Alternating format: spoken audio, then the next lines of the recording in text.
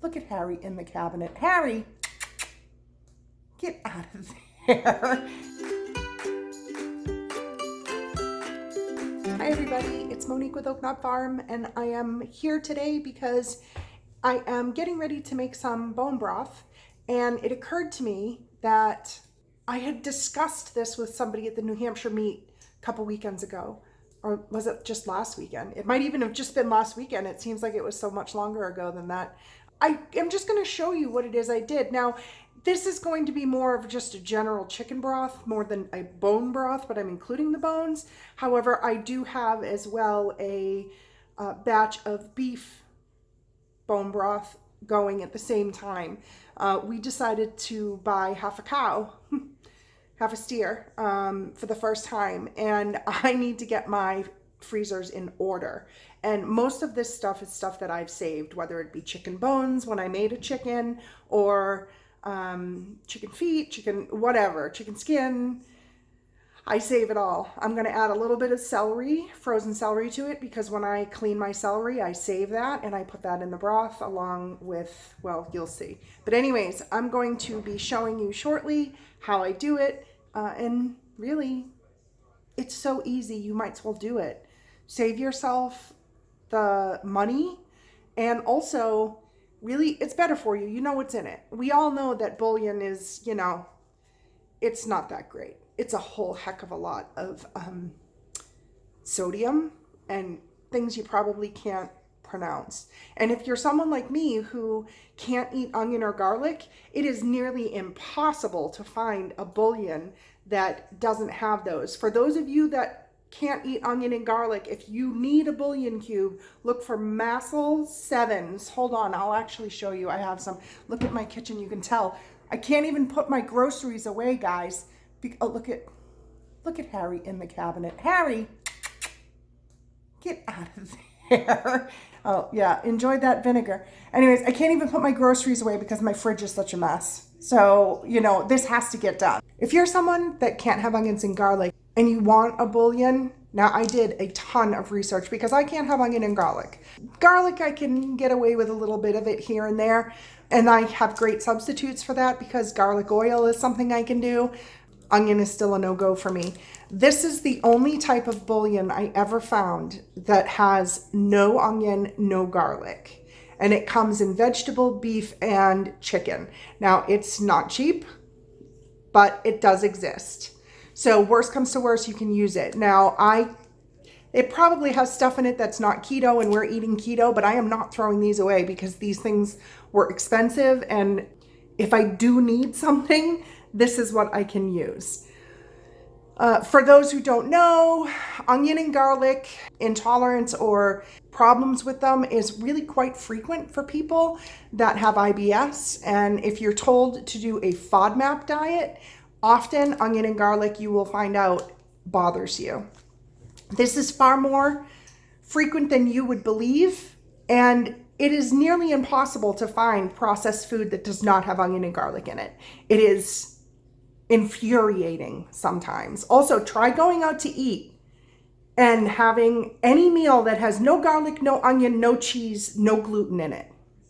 Enjoy that for a life. So when people get all pissy and say, you know, oh, everybody that wants to eat this way, it's just a fad. Really? No, it's really not. It sucks. And people who say it's just a fad, shame on you. Really. Because generally people don't give up all the foods that they enjoy for the hell of it. I mean, it's infuriating. And if there are people out there doing that, shame on you too, because you make life harder for people like me who truly cannot. So every time I go somewhere now and have to tell a waiter that something bothers me, they look at me like I'm a liar because they believe that everybody that has a problem or says they have a problem is full of crap and is on a fad diet. All right, that was my rant. Okay, everybody, so I just wanted to show you really quickly what was going on over here. This is, I'll turn the light on. This is the beef broth that I've got going. As you can see, this is just bones with some peppercorns, a touch of salt, and a little bit of vinegar. when you make bone broth or broth of any type that has bones in it, if you want to get the maximum amount of minerals and vitamins out of the bone, then you put a little bit, tablespoon maybe, of vinegar in the water, and that helps to leach the minerals and such out of the bones and into your... Now, I have gone through the freezer and I have what I'm going to be using. I found everything that I need for the chicken, and I actually found some stuff to add to the beef. So it will be, instead of just being bones, there's a little bit of scrap meat, so it will actually be more of like a broth slash stock in general instead of just bones. Let me show you what I found in my freezer. So the first thing, there's a big thing of turkey. It's not bad, but I don't really love the color of it. And I'm just gonna throw it in the bottom of the pot with the chicken stuff, and it can just add to the flavor. I don't care if I mix turkey and chicken together in this. It doesn't matter for my purposes. This is all scraps of chicken. When I clean my chicken, I have a tendency to take all of the little fatty bits. I don't like the sinew, and I sometimes will buy it on the bone and cut it off the bone if I want boneless breasts. This is literally cooked chickens. The bones left from cooked chickens. Those will go in. It has some seasoning on it. You know, it's tasty.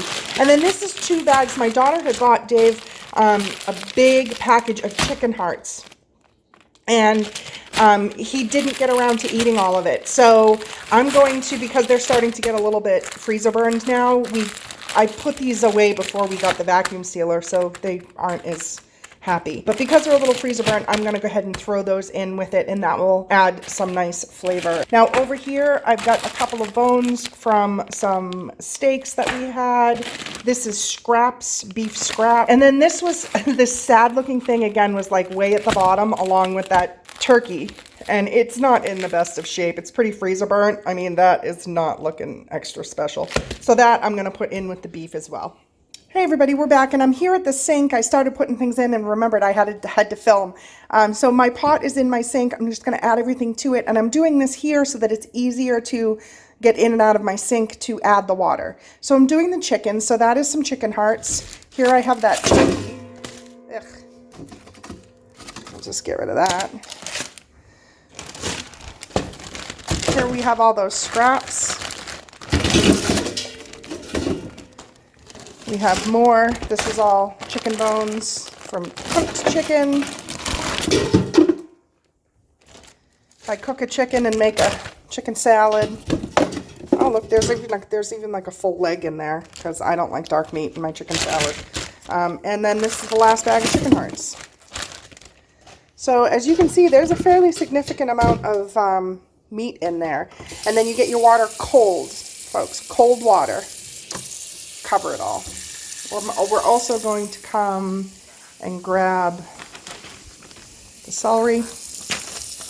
This also is, I keep a bag in the freezer of vegetable scraps. Right now it just happens to be full of just celery. So that's going to fill. We're going to add some peppercorns. Here we have salt. This is pink Himalayan sea salt. I'm not going to add a ton for the amount that I'm cooking, but I'm going to add a little bit. So, put that in there. And then, like I said, vinegar. Throw a snort in there. And I promise you folks, it does not taste like vinegar. If you can eat onion, go ahead and put some onion in here if you want. Garlic, whatever. Bay leaves, whatever you want. I tend to just use a small amount of pepper, salt, some celery, the vinegar, and that's it. Because then it is really a blank slate and I can use that in any dish that I want because it's not heavily seasoned in any way. We're going to keep filling up this pot until I have enough cold water to cover all of the stuff in there. And then we're going to move it to the stove and I will see you then. It's on the stove now. And we're just going to get it up to a boil and then I'm going to reduce it to a simmer. I'm just going to let it cook all day long. Check it every once in a while, see if it needs some more water. It should.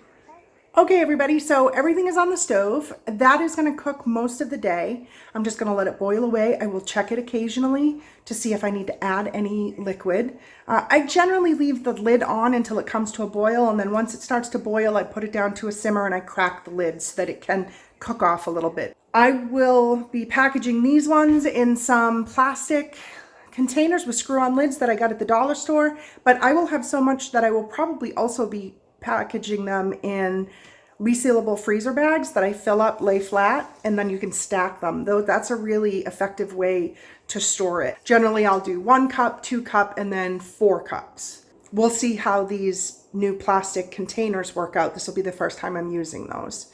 I will at the end of the day, and it might even be tomorrow, because sometimes I let this cool overnight in the fridge before I try to package it.